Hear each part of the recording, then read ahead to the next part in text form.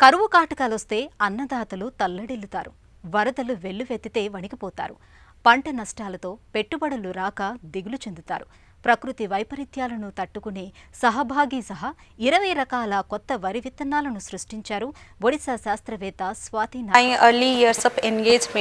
నేనీ పరిశోధన ఆరంభించిన తొలి సంవత్సరాలలో విధాన నిర్ణేతలు, గొప్ప శాస్త్రవేత్తలు, డాక్టర్ స్వామినాథన్ లాంటి ప్రముఖులతో, వృత్తి నిపుణులతో పనిచేసే అవకాశం వచ్చింది. నిజానికి గ్రామీణ కుటుంబాల మహిళలది వ్యవసాయంలో కీలక పాత్రే. అయినా వారికి గుర్తింపు లేదు, యాజమాన్య హక్కులు లేవు, వనరుల లభ్యత నేటికి పరిమితంగానే ఉంది. Their ownership and access to critical resources or inputs remains still limited. ఆమె సాధించిన విజయాల్లో ముఖ్యంగా చెప్పాల్సింది ఒకటి ఉంది. Engaged with the dissemination arts. నేను రైతాంగం కోసం సహభాగీధన్ విత్తనాల వ్యాప్తిలో నిమగ్నమయ్యాను.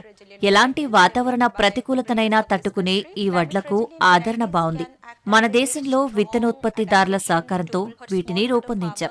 కరువులు, వరదలతో పంట నష్టపోతున్న చిన్నకారు రైతులకు ఈ విత్తనాలెంతో మేలు చేస్తాయి. Situations like flooding, drought and sometimes even both the occurrences happen in their field. వాతావరణ మార్పు అనేక రూపాల్లో Agriculture remains a core for our food security, for our good health.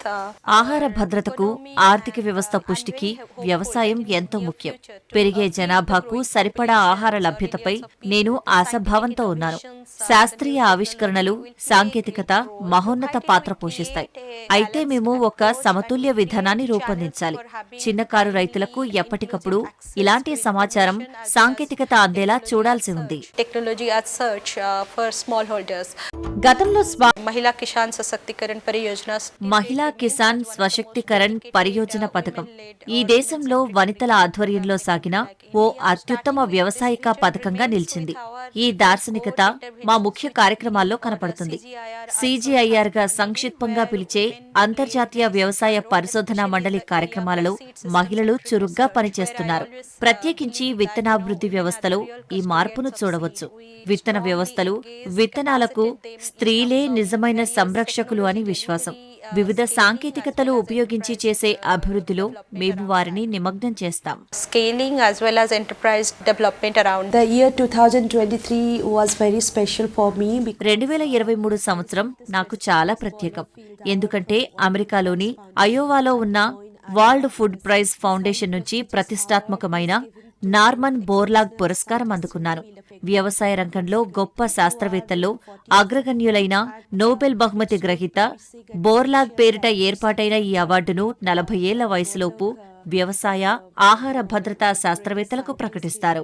One of the greatest scientists in agriculture sector and Nobel laureate has given to the advice to all the young researchers in the agriculture space is that ఈ రంగంలో యువ పరిశోధకులకు నేనిచ్చే సలహా ఒక్కటే: మన పరిశోధనా ఫలాలు చిట్ట చివర ఉన్న రైతుకు చేరాలి. సైన్స్ తో నవ్యావిష్కరణలు, సాంకేతికత ఫలాలు చివరి వినియోగదారుకు ఎలా చేరాయి, వారినెలా ప్రభావితం చేశాయన్నది మీరు గ్రహించాలి. తుది వినియోగదారు స్థాయిలో సర్దుబాటు చేయగలరు. రైతులకు, వాటాదారులకు ఏమవసరమో మీకు తెలుస్తుంది. And what our farmers or other stakeholders in the flag end need.